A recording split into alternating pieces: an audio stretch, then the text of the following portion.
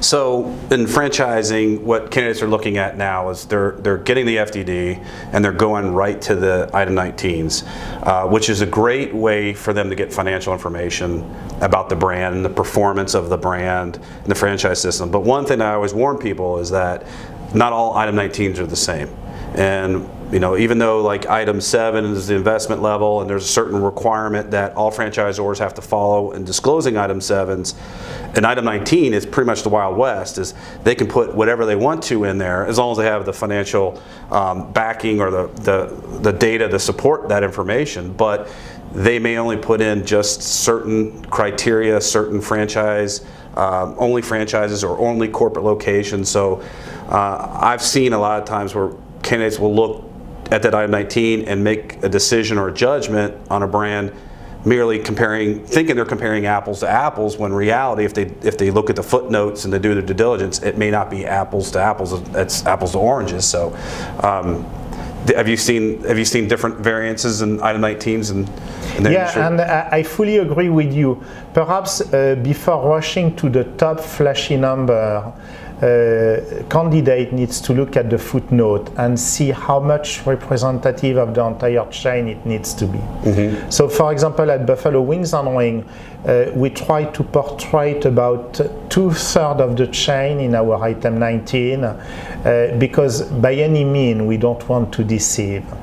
I've seen other chains who they might report only a handful of stores, even though they have many hundreds of units. Mm-hmm. So now you can have a question, how representative it is.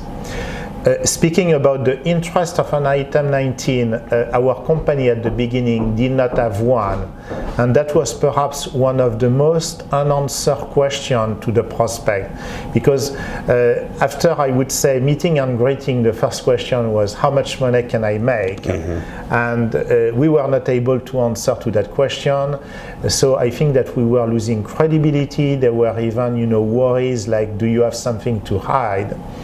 When we started to publish the item 19, it was a relief, and actually the ability to speak about good things in the proper manner. Yeah, so really the item 19 should spur conversation and questions, and it shouldn't be the conclusion of your due diligence, because it's really talking to franchisees, talking to the franchisors, and if you're comparing brands to brands, just to make sure that you're looking at those footnotes and understanding that what is the kind of full scope of the earnings claim and the size of the data collection that they have, but also understanding that it may not be always the full P&Ls, so there's the whole expense side. So it's really using that as a starting point, but there's still a lot of due diligence from the candidate's perspective to get real hard numbers and use that as a guideline versus necessarily the end result of just looking at that top line number. Yeah, you are correct.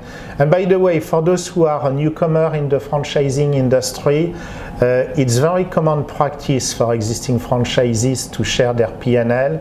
So typically the franchisor is going to give the list of franchisees. The list of franchisees can be also found in the FDD, and you can call those franchisees. It's fairly usual to share the numbers and get access to all those details. Great.